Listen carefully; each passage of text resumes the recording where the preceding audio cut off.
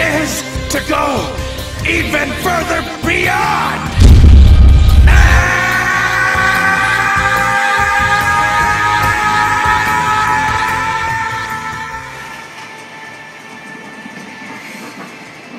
Get your arch! Get your arch!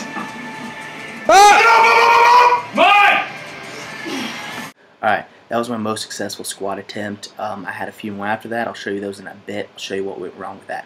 But coming up next is my squat from 3 weeks ago, which, if you look at the biggest thing, it's only a 10-pound increase, but the form difference from then to there is just way better. You can see here just the different body positions that I talked about in the last video that are just made my new max a lot better.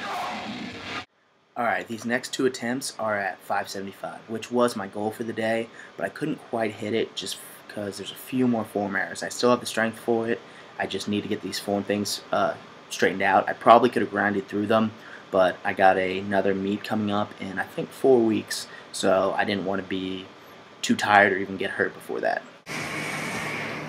Arch, arch, arch, get up! Take it! Lost my knee. Alright, so what you saw in that one is when I hit the bottom, and you can see it in all of my squats, I do drive forward a little bit and my back rounds.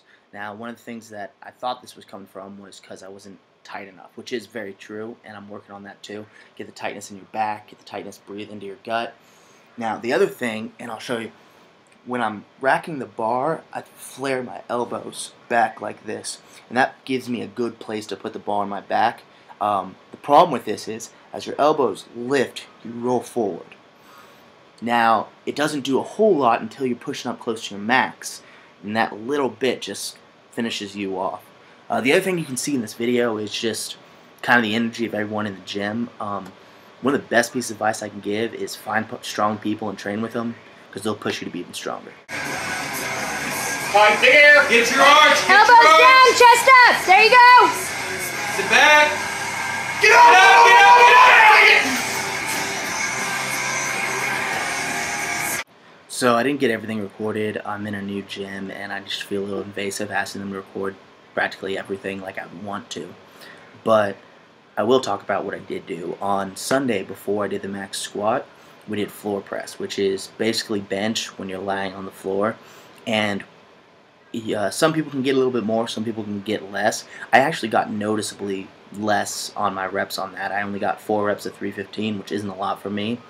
And pretty much what it did was it showed me exactly where my weakness is. It's about 1.5 inches off my chest, and that's about right where my elbows hit the ground. And then also, there's a huge pause in that just because you kind of gotta load onto the ground before you go up. So pausing is, well, for everyone, but especially me, was one of my weaknesses. So it's great to know this, so now I can work on it, I can fix it, and hopefully it can get my bench back up to what it should be. Tuesday, obviously, was the max effort squat, and I already showed you guys that. Thursday, this was max effort chest day. Going off a smooth, I'm kind of doing a west side based routine, but more for strongman. We did a padded bench press, which is there's a foam pad on your chest, and this is to work that same area that I learned from the floor press, because you get, after you go those 2 inches of the pad, it's kind of a spring, it kind of shoots you off your chest. You get stuck, your body's not pushing as hard as you want to be, and I found that incredibly challenging. After that, we did a burnout with 225, working from 1 board to 5 board, 5 reps each time. I failed on the 3 board, and I had to lighten the weight up. So after that, I have a meet coming up. I just talked about this a second ago.